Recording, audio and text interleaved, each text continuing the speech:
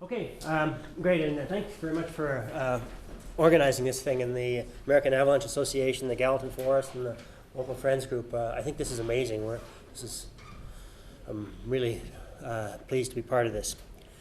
So I know your agenda says case studies, but and I'm going to touch on some case studies, but I'm really trying to have more of a discussion and maybe get some disagreements and have some on this really big problem. So the presentation's got a fair bit of discussions, and then I'll get some feedback from you folks on this example of what a decision support scheme for deep slab avalanches might look like.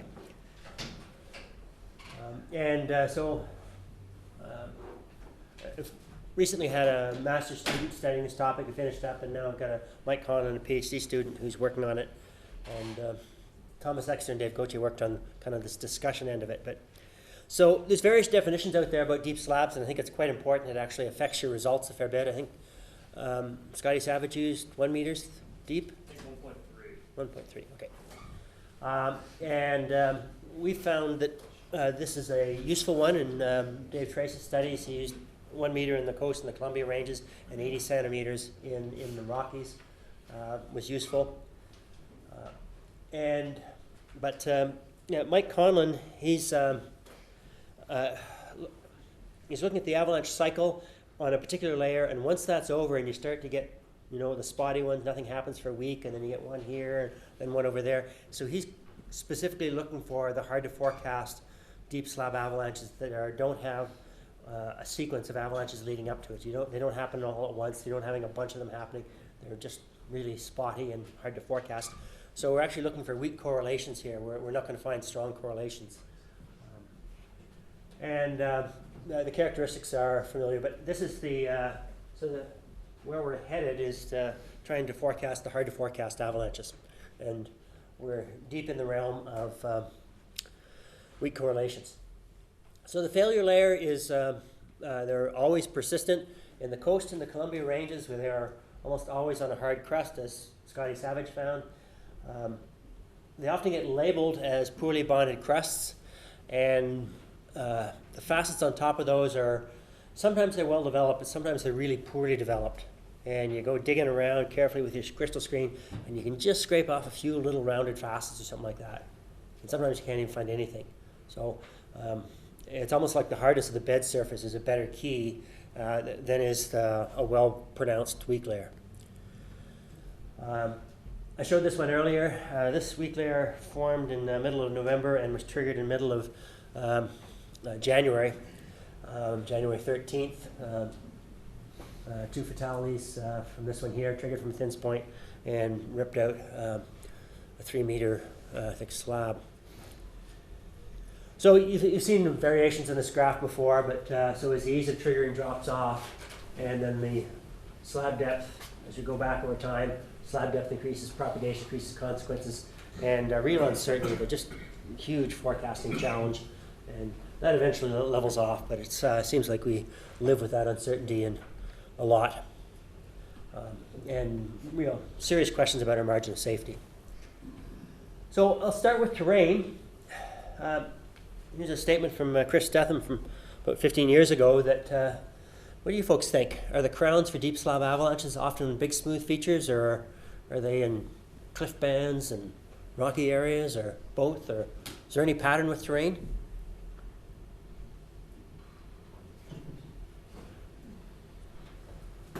I'm not leaving until I get an opinion here. I'd say both. Both? Okay, so you wouldn't limit them to big smooth features, all right? How about slope angles? Is it on the steeper end? Are you looking up in the 40s, or are you looking down in the mid 30s? Low 30s? Both. Both? Okay. No common terrain characteristics? Boy, okay. I think quite a few of the ones we see in the Columbia Mountains are in big smooth features, but not all. We certainly see them coming out of cliff bands occasionally. And the slope angle I would say fairly often are less steep. The steeper slopes often release during the storms and more predictably, and the ones that are hanging back and then releasing really late and unpredictably are often on gentler slopes, and often we're not expecting them. So there's one, and that's that one I mentioned that was triggered at a thin point and ripped over here. And this guy's about 6'12" here, so it makes it about 3 meter deep for a good part of it. And in the Columbia and the Coast Mountains, we see these on crusts a lot, and they're often hard crusts. You move into the Rockies and forget the crust. You can often find the remnants of a crust, but it's not very hard at all. It's been faceted until the crust is fairly recognizable and may not be there. So anything I say about crust doesn't apply to the temperature gradient or depth or Rocky Mountain snowpack.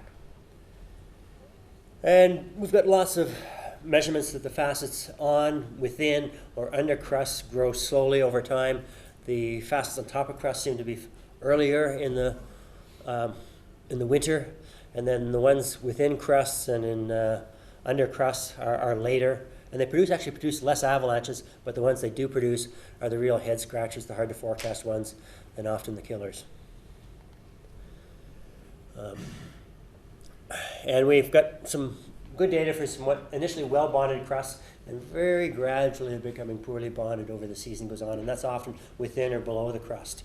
The top of the crust is we often see a general trend towards improved bonding over the winter, and then kind of insidiously under the crust and within laminations of the crust, we'll see some faceting and weaknesses growing over the season goes on, and often they're surprising us in late season.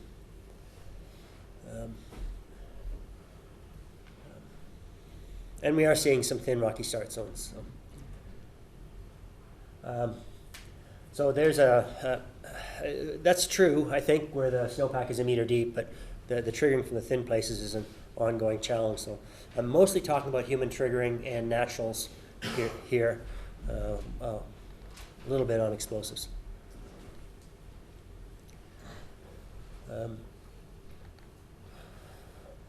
Here's a really interesting exercise that I've done on some week-long level 2 courses in Canada. Is you take your experienced people who just stand at the top of the slope and you say, what's the minimum thickness you're going to find out here? What's the maximum thickness? Okay, where are those places? And then go out there with a probe and verify. And so you write it down in your field book and you say, well, that's only going to be 50 centimeters over there. That's going to be about 350 over there. And go out there with a probe and embarrass yourself. It's really, really humbling. We're not as good as finding the thin spots in advance as we think we are. We're pretty good afterwards when you see the fracture lines and whatever. But in advance, we're not very good. And I got to stick up my hand because that's me in spades. It's a humbling exercise.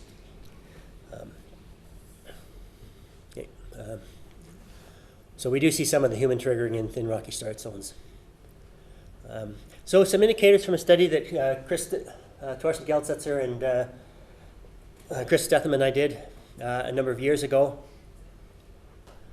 We often see a hard bed surfaces, and so it makes the probe pretty important. That as you get out there, particularly in a new area, probing lots, and the facets are sometimes there, but often they're really poorly developed and hard to find, at least in the snowpack that I'm used to. There usually is a hardness difference. If you've got a 1 finger plus on top of a pencil minus crust, we don't see a lot of avalanches there. But when you got a 1 finger plus on top of a knife plus or whatever, really big hardness difference, then we start to see more of these deep slab avalanches. In the InfoX, this exchange of 100 different operations in Western Canada, we've already excluded the ones that are producing lots of avalanches just by our definition, but we're often seeing a spotty one. And if you read the InfoX in the morning, it's our morning newspaper, and you think, oh, that's an outlier or whatever, there's nothing like that, there's nothing else like that happening. Well, within a couple of days, there's often another one, and within a couple of days, there's often another one. So there often is a little bit of a pattern. The previous avalanche is a pattern, but I really worry about when it's this, there isn't much of a pattern, but there are 1 or 2 spotty avalanches every couple of days or something like that, and they're deep, and we're not getting a pattern other than the aspect or the elevation band or something like that. That's a red flag for me now.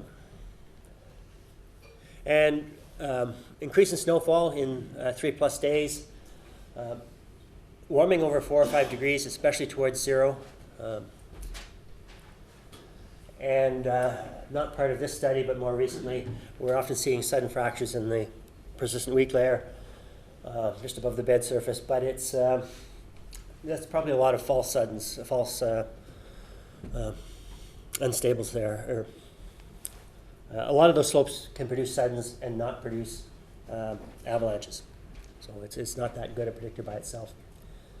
And we've seen some in recent years, the first shot of sun after a storm, when we get this big fresh snowfall. And the last little talk I'm going to do today will be an example of that. What about rapid cooling? Did you guys see some big deep slabs with rapid cooling? Anybody ever seen one of these? Okay. Did you see cornice falls with rapid cooling? Wow, I usually get, this is, okay, different snowpack. How rapid were you talking about? A day or two or just hours? Hours, so 10, 15 degrees Celsius within hours. Like when the Arctic front rolls in like a freight train. And all kinds of the mechanical things at the skiers stop working. Seen it in the Front Range in Colorado. Yeah. Okay. And they're not that common, but when they do happen, they're just they're rarely expected. In terms of snowpack tests, we usually see you're tapping hard or whatever, but the fracture character, the shear quality is important.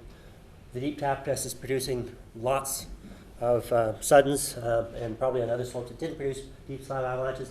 Propagation saw test is working, especially if you nudge the threshold up to 55 or 60% before it propagates to the end. And I got a bit of data here. So, so Mike is now, Mike and previous graduate students have now been to, I think, about data on about 40 where they've actually gone out into the field soon after these and been able to do tests. And usually what we're seeing are the sudden planar, sudden collapse, and we've had just a couple of deep slab avalanches that have produced one or two resistant planars. So the vast majority of these. So that seems good, but we'll probably get a lot of slopes that don't produce deep slab avalanches that have those suddens out there. In terms of propagation saw tests, here's some data. So the black circles are naturals, the light triggers like skiers are gray, and then the heavy triggers, the open circles. And we're seeing a lot in here in the 35 up to 55% cuts. But unfortunately, it often takes us 2 or 3 days to get out there afterwards. So this might be something special about deep slab avalanches, or it might be the fact that 2 or 3 days have passed since we get out there. 2 days is pretty common. So here's one little case study. This was a human-triggered one, and did 3 pits. Here, the weak layers down. Somehow my facets have turned into the facet symbols turned into the letter E here, so just a font on the particular computer. But so down 112, we're seeing sudden collapses, and the propagation saw tested to the end. That's at the 112 spot. At a thin spot, 60 centimeters down, sudden collapses, 11 taps, and well in the usual range, the propagation saw test to the end. Another similar spot to here, 1 to 2 millimeter facets down a meter 15, sudden collapses, and here the propagation saw test is around 40 out of 110, all propagating to the end. So that's the kind of things we often see after the fact. Hey Bruce? Yep. How long after the event were you guys out there when those tests were performed? I was not at this one, so the best I can say is 2 or 3 days. Yeah. So here's some things I pulled out of Scott Savage's ISSW 2006 paper here. Lots of hard bed surfaces here. Almost, the facets are almost hard to find, and but lots of really hard bed surfaces there, and we're also seeing them as well. And we're paying attention to the shear quality of the fracture character. Anything to add, Scotty? No. Okay. Does this work here in the bridges, or have you got too much depth ore unless, does the faceting process gobble up your hard bed surfaces or your hard melt freeze crusts? We get the rain crust some years, it'll do that. but we have heavy enough triggers sometimes for the wet ones that we don't need it. Yeah. Good, and I'm talking about dry here. Everything we've looked at is dry. So how can we, I'm going to get into what a decision support scheme would look like, but how can you manage these things?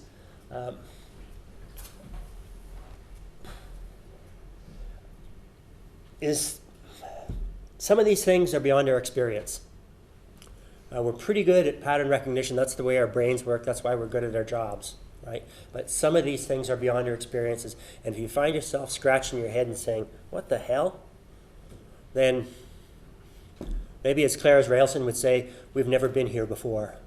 You're seeing something unexpected. It's time to back off, get out the big explosives, to back, if you're guiding or whatever, to choose routes with lots of caution, because some of these situations are beyond our experience, and therefore we're not very good at recognizing the patterns with them.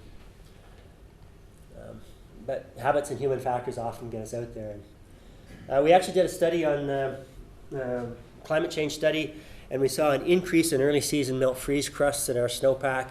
The pivot point is somewhere around 1993, and we're definitely seeing more melt freeze crusts and more facets and more, and we think that's perhaps some of the challenge we're facing with these deep slab avalanches. So maybe we can take some of all these weak correlations and put together a decision support scheme. But Dave Goche did some interviews with some forecasters,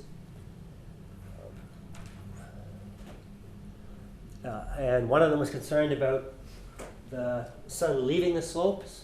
Others were concerned about the first shot of sun on the slope, and there's some well-documented ones like that.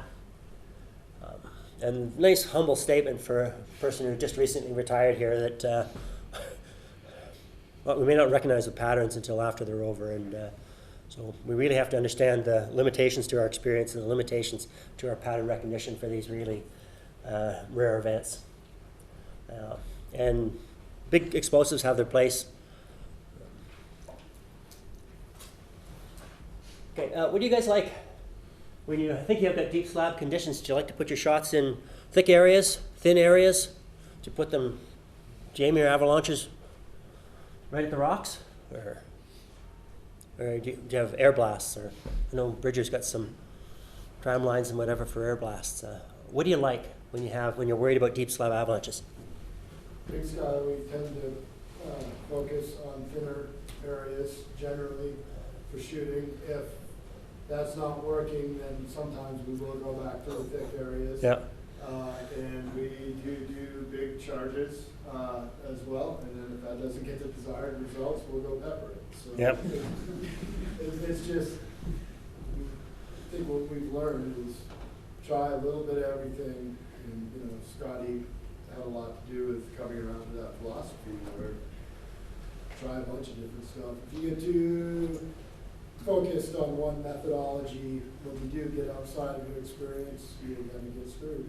And so try to do a little bit of everything. Don't get too dogmatic, I guess, with your control practices. Yep. And I was on a control mission once where they expected things to happen. It took 14 shots with us in the helicopter. I was on the ground, but anyways, and they threw 13 and got no result. And then, well, we're going to go back and we're going to get more. And they tossed the last one out of the helicopter and just ripped out the entire bowl. So I guess some creativity in your shot placements and trying things you haven't tried before, because if it's not fitting the patterns in terms of avalanching, maybe it's not fitting the patterns in terms of trigger points. And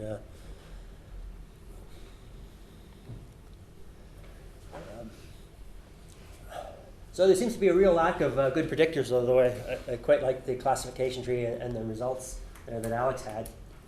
But can we combine these weak predictors, and in general in a prediction, you'll see decision support tools being used. So we're at the early stages of one, and it got handed out here, and that's where I'd like to pull up on the screen here. Maybe I can get some input from you folks. So the way this works is you start at 0, and you're building up a threshold sum, and if it's high enough, then deep slab avalanches are likely. If it's low enough, then they're unlikely. And if you're in the middle, then you're in the middle. And so these are factors that are favorable, and the more favorable they are, the bigger the increment will be over here. And I've stuck question marks on anything. We're ready to take the question marks on some of these, off of some of these, thanks to Dave Trace and Mike Conlon's work. But for the moment, and the way I'm showing here, it's just full of question marks. But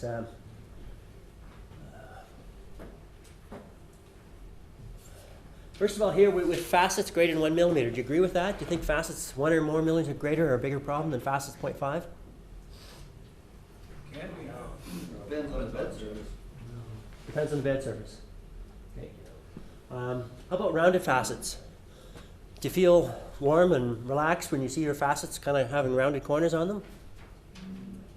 I don't. I've been to too many avalanche accidents with when someone says, "Oh well, those facets, the corners are rounded off on them." You know, I'm as worried about them as when the corners are sharp. Rounded facets or mixed forms or whatever.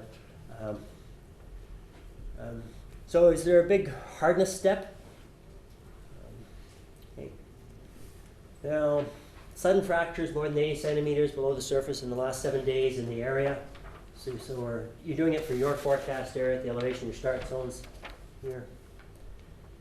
And step down potential, I put all of these things here +1. But it sounds like you folks don't have a lot of really hard bed surfaces. So maybe it'll get more interesting as we scroll down. Anything here that seems like total hogwash before I move down? Anything anyone want to call hogwash? You can do it. Come on now. Anything here seem wrong? Why, if the facets are greater than 8 centimeters below the surface, where does that, I mean, is that just defining deep slab? Yeah. Yeah. That's if your profiles are showing a layer of facets or sudden fractures. Yeah.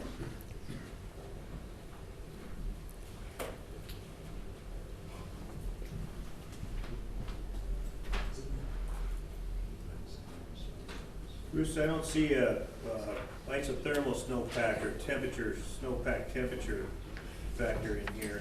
Yeah, this is strictly for dry slab avalanches, but good point here. But yeah, I think we got our hands full with dry slab avalanches, but it's a whole set of new challenges with the wet ones, and they're important too.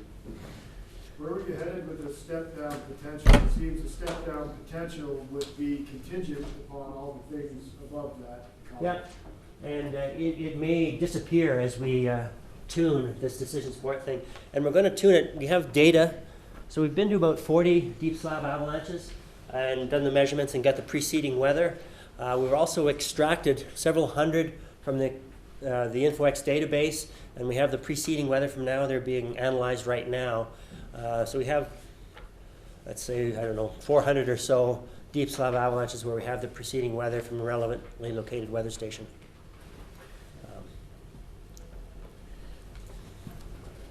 And we're also going to do part of it by interviews with experts. I don't think we're going to answer all of these things.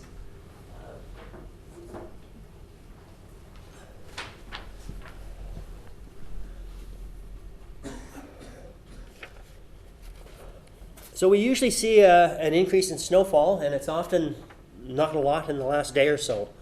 I think sometimes people feel, well, it hasn't snowed much in the last day or two, or only got a few centimeters, therefore it's okay. But it's really important in our data set anyways to look back about a week or so in the weather, 4 or 5 days in one study and about a week in another. And there is often overnight snowfall. Bruce? Yeah. I was just going to make one comment that it always seems like, I mean, it's this real mix between everything, and that it seems like every discontinuity in the snowpack has a breaking point. Because I know that, like, at least around here, it seems like for a lot of years when I was forecasting, it seemed like we had weak layers, but we just got this incremental loading, and we never would quite tip the balance. And after a while, you're like, oh, we're probably done with that layer. But then, you know, all of a sudden you get that big load, and suddenly you are right back into the deep slab problem. The layer that you thought was done, you wake it up again, and it's often with load and sometimes with warming, but um,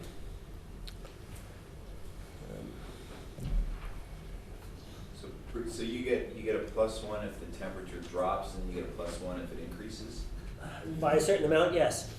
So for the temperature decrease, it has to be fairly sudden. So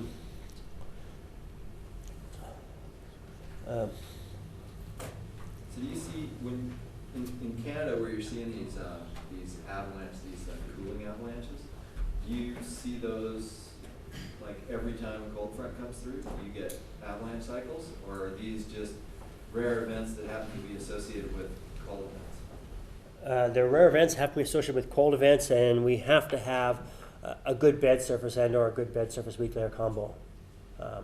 Cold front without those doesn't do anything. It's just good skiing. Some controversial stuff. First kiss of the sun, the first time the sun hits the start zone. We had a real head scratcher in Canada 2 years ago. Put a whole bunch of trees on an open highway, busy Trans-Canada highway. And what do you think about this? No overnight freeze in the start zone for the first time since a freeze. That's air temperature? Yeah. Yeah. Do you think that's a factor? So the first night without a freeze? It seems like, I was just going to comment that, often it seems like several nights in a row, and sort of the third night often feels like it's the kicker, and I know that that's what Tom Kimbrough used to preach down in Utah when I was down there years ago, and I don't know, the experience at Bridger sometimes, 2, 3, like the first night with no freeze isn't necessarily the big problem. It's the Okay. like 3 full days. Can I take notes? With no freeze. What did you say, Richmond? Yeah, but again, he's trying to do dry ones here. They're Oh, getting yeah, back toward yeah. that wet slide problem. Never mind, Yeah. sorry. I switched gears. Yeah, that was wet. Bruce, how come the direct short wave gets an extra, how come that's weighted more? That has a +2 versus the others have +1. Like, why is that more? Well, I think that's the familiarity heuristic, in that we've had a couple in recent years. So this one that put all the trees on the open Trans-Canada highway, they had a big storm. The storm was over, and the snowfall was over. The temperatures were dropping, but they still had the deep weak layer. But the forecaster opened the Trans-Canada highway, and they got the timing of it very accurately, and produced a huge avalanche and put more trees than snow actually down on the road. So there's been a couple of events in recent years, so it kind of looms large for me. But maybe it should be a +1, and maybe it should be a +0. Yeah. Had the weather stabilized? Was there wind loading overnight? There was no wind loading. The storm was over. Calm conditions. The sky cleared. The temperature was dropping gradually, not suddenly. And the first shot of sun on the start zone. And I had an incident 3 years ago. I was out doing a nighttime study, and while we were touring up at 2 a.m. or whatever, it was snowing. Partway through, maybe around 4 a.m., it stopped snowing. The sky cleared. The temperature dropped. The sun came up. And when the sun hit this group of trees, the tree bombed. When it hit this group of trees, the tree bombed. When it hit this group of trees, it tree bombed. The tree bombs happened within a minute of the sun happening, and I had about 10 of these happening all around me. The first shot of sun does something to the surface of the snow. Maybe it's rapid contraction, as Howard Conway suggested with rain. It was all about rapid contraction of the near surface layers. It was enough to produce avalanches. And maybe there's something with the shot of sun, but yeah. We have a big south face on the mountain, and I run into this scenario all the time in December and January, and I'm nervous as hell when it happens. I don't exactly know why. I've never seen it do anything, but when I've had conversations with people about it, and it's a nervous feeling, certainly, when you're feeling that slope just warming for the first time after a 3-day storm blows up. It scares the shit out of me, but I've never seen it do it. But it feels like it might. Yeah. So I think there also has to be a well-developed weak layer combined with Sure, that, yeah. That's a scenario. Yeah. That's always a scenario. Yeah. And so you're referring to more there's a change in slab properties at some point, even if it's small, is what you're really getting at here, is that Yeah. it's not just the sunshine coming, it's that there's an actual change taking place in the slab property. And the change I don't understand very well. Right, Yeah. okay. Yeah. So we're looking for correlations here, not necessarily. It'd be nice if we had causes associated with these, but a lot of these we don't. We're just drawing upon experience and we're drawing upon patterns, weak patterns in data. What time of year was that one on Rogers Pass? January 18th.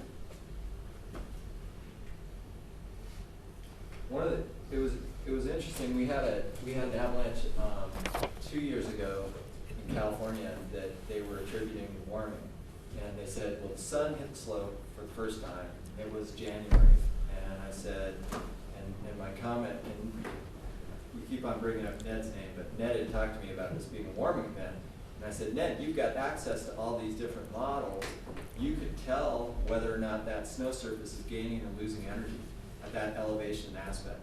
And it turned out that when he ran the model, that snow surface was actually losing energy at the time of that avalanche. And so the snow surface was likely cooling rather than warming. Yeah.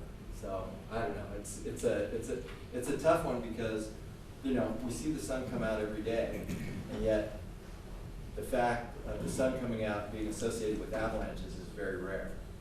So, but we also have unexpected avalanches that happen, like this one we're talking about. Yeah, the sun comes up every day, but it's that first day after the 3 or 4 day storm that feels so weird. The next day, when the sun comes up, whatever. But yeah, it just, I don't know. Well, we've seen that small changes in slab properties will affect the Not propagation softness. Exactly. And if you think back to Conway's study of rain on snow, it was that first rain, it often wasn't a lot of rain, but there was a rapid contraction in the upper slab, and then you had real avalanches, not little shallow ones, but real avalanches from rapid contraction in the upper slab. The water never made it down to the weak layer, it just Not changed the close. surface. Yeah. Okay, so the last couple of things here, and then the regional avalanche activity here is that if we are seeing some deep slab avalanches and just spotty ones, then I think that's pretty important. I've been to some of these avalanche accidents, and people think, nothing had ever happened. And often what had happened, and maybe 1-2 days ago or something like that, people were thinking, well, that's an outlier. There's no pattern to that one there. But if there are these outliers, these really spotty deep slab avalanches, I'm on my guard. I think we have to look for the weak patterns like that and use that as an indicator for what could happen today. Bruce, it seems like the history way further back than 5 days around here sometimes is really important. Yeah, and some of the history is in the slab properties, in the snowpack properties, but I liked Alex's stuff where he was looking at the early season. I mean, some of the early season stuff is represented here in the snowpack properties, but I like that approach, and we have to borrow some ideas from that in the next version of this. Don. Maybe it's not appropriate to this, but we had a 4.8 magnitude earthquake on Sunday morning after a storm. And I was wondering if there had been any reports of avalanches sort of overnight between Saturday and Sunday in the region here. Not that I'm aware of. It's human triggered. Yeah, they're great triggers. I mean, we used to have in Alaska earthquakes. No, I didn't hear of anything. Of course. Okay, so we're going to train this thing based a lot on data and some on interviews with people, and we'll probably throw out a lot of these thresholds, and I hope it's simpler than what we see here. Right? But threshold sums have proven themselves quite good at extracting pattern from weak correlations, and the net effect, when you combine them all, can be quite useful. And the net effect here is below a certain level, when all these numbers add up, TS and threshold sum, when they add up below a certain threshold, then I'm going to say avalanches are unlikely. If they're over a certain number, I'm guessing 7 here, then you might say likely. If you're an operation that has explosives, it might be time to use them. If it's a guiding operation, it might be time for some extra caution in route selection. But and there's a completely blank one here. What did I miss? what do you want to add to this?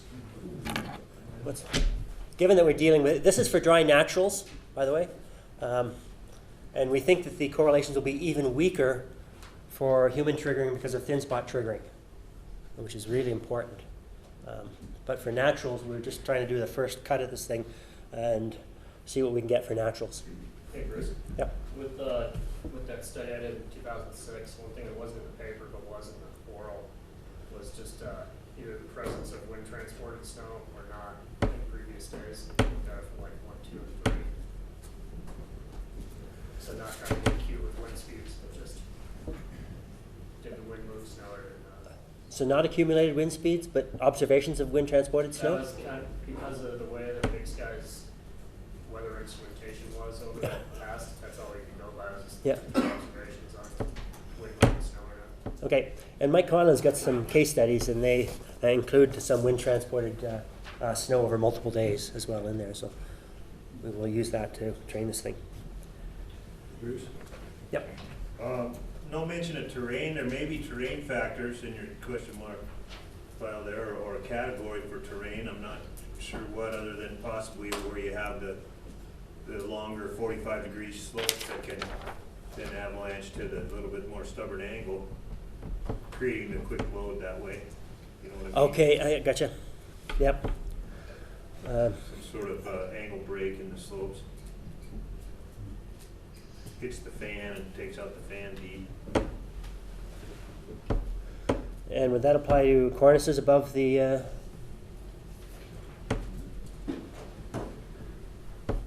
Yeah, so there's a strong trigger there as well. Great. Thanks.